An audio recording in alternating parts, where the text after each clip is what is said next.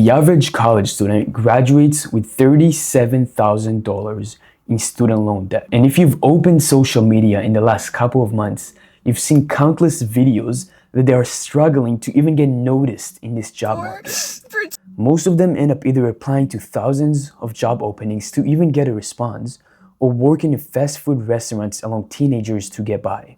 And while college students are spending 4 years going negative, here's what the path that more and more people are starting to take in tech sales looks like.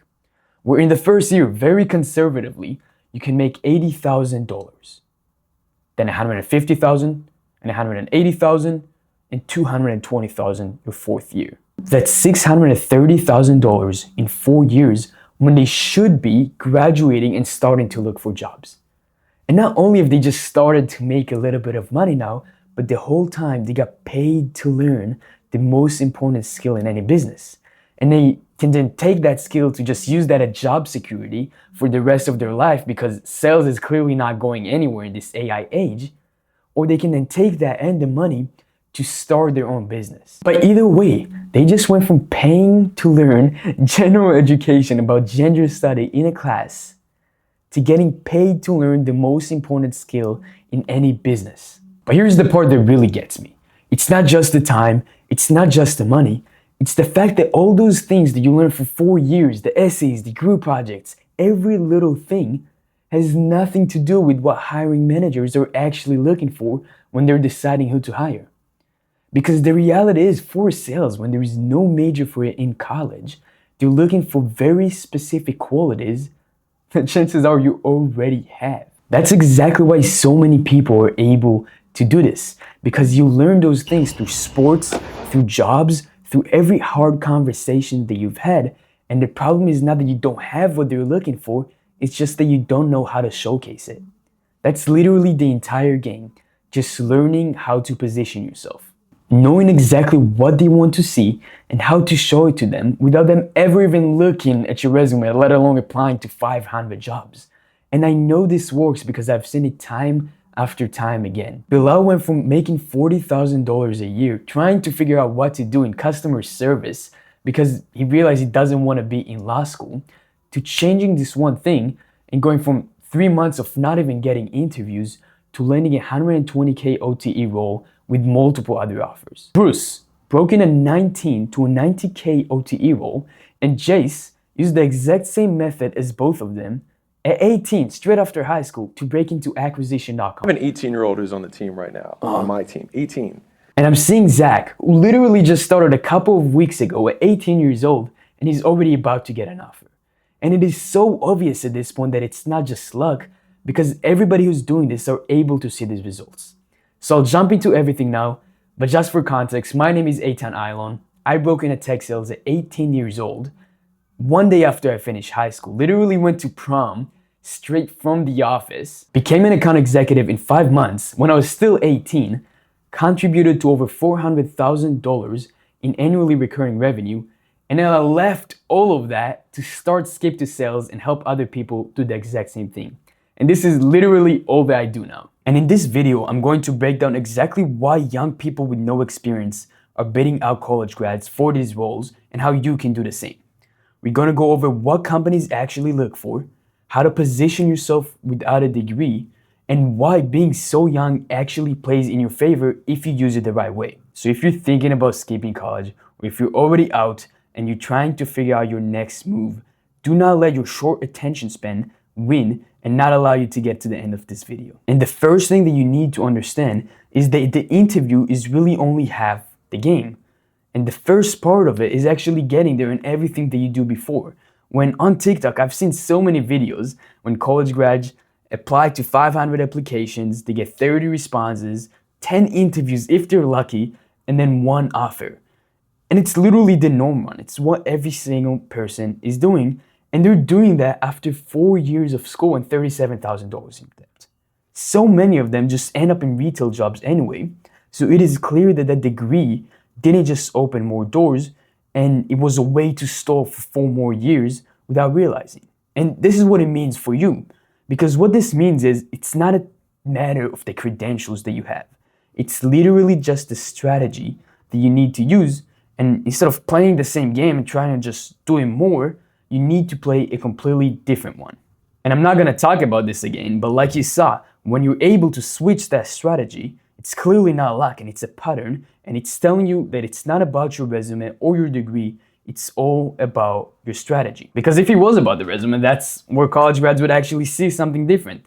That's where they would have the advantage by default, but it's clearly not the case. You simply need to get interviews without people even looking at your resumes, to avoid what I call spraying and praying over and over again, especially when the AI checks your resume anyway. So you go from easy applying on LinkedIn and hoping that somebody sees you competing with 300 people at least and getting ghosted half the time, to going directly to the decision makers and making it impossible for them to actually ignore you. Because at the end of the day, their resume is just a filter, and the whole goal of this is just to pass through it and go around it through what I call the backdoor application system, and that's exactly what this next slide is about. Instead of doing that spraying and praying, you're going to do what I call doing the job to get the job, right? And think about it. At the end of the day, as an SDR in tech sales, what you do is you LinkedIn people, you email them, and you cold call them to book meetings for other people, for account executives. And when you do the job to get the job, you're going to do exactly that. So the number one way to do that is getting internal referrals through connecting on LinkedIn with SDRs that are already on the team. And when you get a referral, 90% of the time you will end up getting an interview. And you want to do this in a way where you get straight to the point. The only reason that they wouldn't refer you is because they see your outreach and they think there is no way that this kid is going to get hired, and they don't want your name to be associated with them. So you want to do it in a respectful way. Actually ask for it when you're on the phone, but don't just try to have a conversation with them on LinkedIn and get cold feet when it comes to asking for a referral. And the second way is doing the same thing, but directly to the managers themselves to book the interview in this case instead of a sales call. Especially if it's a smaller company, you're going to stand out so much when you do this because you'll sometimes be the first one that ever called them for the role. Just scrape their number off the internet, and this just makes it impossible for them to ignore you. You're literally calling them to where they pick up the phone and they talk to you. In the same way that there's that TikTok trend now where everybody talk about 300 applications, I hear back from 2 people, there's these posts from hiring managers that are seeing the exact same thing. Where they'll say 300 people applied to this message, 20 of them wrote me an email, 10 of them wrote me a LinkedIn note, and 2 of them cold called me. And who do you think ends up getting the role? The one that ends up cold calling them. And when you do all of this, this is the examples that you can expect to see. All of these on the left are hiring managers, and this is not even cold calls, just from LinkedIn and from emails. They just schedule interviews just like that, skipping the 500 applications, and then referrals here on the right, where they go out of their way to go and talk to me on the phone. And it's not even just my results, it's replicable, which is why everybody else has been able to do the exact same thing. Zach, who just started a couple of weeks ago, was able to get this response, literally an entire essay that he got from HubSpot at 18 years old. This is the same thing that Jace did, and this is the feedback that he got from Alex Hermosi about it. I have an 18-year-old who's on the team right now, on my team, 18. And he emailed every single person in my company and reached out to them and had a personalized cover letter for every single person about why he would be an excellent add-on to our sales team. And the day he turned 18, he officially applied. And then I was like, how is this kid not going to be here? How is this kid not going to be here? And when you do all of this, you're inevitably going to get more shots at bat. You're going to get so many interviews, and this does 2 different things. Beyond the obvious one, which is obviously when you get more interviews, there's more chances that you're going to get an offer. But it is a skill of interviewing, and you get to learn that skill and get so much better at it. The amount of confidence that you're going to have on your 5th interview versus your 10th interview is going to be insane, and it's going to be much more than doubled. And when you go the other path of 500 applications, getting a couple of interviews, you're never going to get good enough at interviewing because you never had the volume to actually good at them. And when you outreach this way, you can just change the math entirely. You can be in 5 to 10 interviews every single week and get to learn that skill. And obviously, getting better at the skill will come from more repetitions, but especially if you're doing this at 18 to 20, or really any age without having a degree, even if you're older than that, you need to learn how to position yourself and then get better at the skill of positioning yourself correctly when you do, especially when there is no major in college for sales. You can't get a degree in cold calling. You can't study your way into being a great SDR. It's all going to be something that you get with more practice over time. What hiring managers are actually doing when they interview you is assessing your potential. Who's going to be able to learn the fastest, make my team better as a whole, make me look better as a manager, and allow me to hit my own goals as a quota? And on top of that, who do I actually want to work with and I will enjoy? And these are the qualities that they're going to assess your potential. Number one, your work ethic. Sales is hard. It is not always fun. It's going to be a grind, especially as you start as an SDR. It is arguably the hardest part of sales, and you need to prove that you have a lot of work ethic from real life stories, from your sports, from jobs, from anything that shows that you didn't quit. Coachability. This is probably the most important one. Can you take feedback and apply it without getting defensive? They're going to ask you, tell me about a time when you received feedback and how well you were able to apply it. You want to have real answers prepared for this. And that's again why so many athletes are able to get into sales, because there's so much coachability that happens. There's so much feedback that you need to apply, and you fail so many times. And again, team player. When something is working for you, they're going to want to know if you're going to share it. Because at the end of the day, they're building their team. They're not just hiring individuals, and they want something that makes their entire team better as a whole. And the entire point is you already have these things. The gap is not getting them. It's just finding the stories in your life to allow yourself to position and show them in your interview. And even if you're not an athlete, you can find so many different experiences in school, in any other program you've ever done, any retail job, you can find these experiences. And when you do all of that in the interview and know how to actually stand out, these are the responses that you can expect to see after the interview. Scheduling the second one consistently. You can see Zach here. They're literally saying, love your hustle, bro. Sounds good, will do. And I have other ones for both Collins here in the bottom, where I already told them that I accepted an offer at another company and they still fought to keep talking to me. That's what Colin on the bottom is talking about. That he spoke with the other Colin about how well I already did in the interviews and that he couldn't stay too long on this one. And this is not about having the perfect answers. What separates a good interview from one they're going to remember for weeks is this: that most candidates, and I mean most, go into an interview either reading of a mental script that they have, that they already rehearsed the answer, not really listening to what's being said, having zero real connection with the person across from them, and they just blend in. And the truth is, a hiring manager, a recruiter, talks to 30 people a week. When they get to the end of the week, to Friday, they don't even know who they talked about. They completely forget. They do this week after week after week. And when they get there, they get into a zombie state where they're just reading off a script and they're not listening to the answers. And the only way to break them out of that cycle and get them invested in your answers is when you make them feel special. When you do real research on them specifically and not just the company, and they feel respected, they feel understood, they feel like you're investing into them, like you've done a lot of research into this.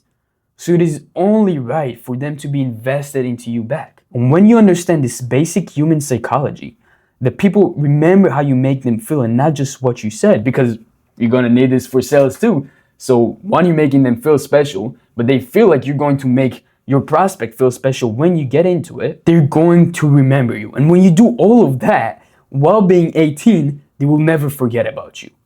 Because most people would think that being so young on these interviews and not having a degree is a weakness. But once you're able to do all of this, it becomes your biggest advantage. Because think about it, they talk to all those people every single day, every single week, and most of them just suck. And they subconsciously know that they're gonna reject them 3 minutes into the interview and just go along with it for the sake of going along with it. And when you do everything so far, when you do the job to get the job, when you reach out to current SDRs, you cold call them, you showcase all these qualities that I just talked about, and you show that you understand the SDR role, and then they find out that you're so young, they're never going to forget about you because it's polarizing. So some of them are going to be weirded out at first, but when you do all of that, you show that you can do it, and you're 18, they're going to leave the interview and they're going to go tell their colleagues straight away, and they're never going to forget about it. I've seen hiring managers, they wrote LinkedIn posts about interviewing 18-year-olds. That's why the two Collins over there, they talk to each other about the fact that I was 18. And he literally told me, the fact that you're doing this at 18 is incredible, and I would love to get to know you on a personal level. And he ended up inviting me to the next round. The same thing in the company that I ended up working with. Right before he got the offer, they told me, everybody at the office are just excited to meet the one 18-year-old that's still interviewing. I mean, look at what Alex Hermosi did. He talked about this at the podcast that he did, where he didn't talk about any of the other sales hires that he did. Because it shows that you're more hungry at the end of the day, which you're going to need for sales. You're going to be more coachable because you're so young and you don't have bad habits that you might get at other sales job. And when you do everything right in this entire process, it doesn't become a disadvantage, but it makes you so memorable. Now, you know what it takes. Doing the job to get the job, getting a ton of interviews so you can practice, knowing what to showcase, embracing that you're so young. And the only thing that you need is just learning how to find the companies, what messages to send in order to get referrals, in order to get interviews, what to expect on the interviews, and how to answer those questions to showcase those qualities that we talked about, let alone streamlining the entire process so you can do it in less time. And as you can tell by now, I'm not going to talk about any of that in this video. And it's not because I'm going to sell you some sort of course. It's just because I already did. So if you're still watching this, you 100% understand that you can just put your head down for a couple of weeks and save yourself 4 entire years and thousands of dollars, over $500,000 actually. And you're just one video away from being able to do all of that. It is by far the best use that you can do with the next 40 minutes of your time. So remove any distractions, grab a notebook, and click on this video right here to learn exactly how to do it.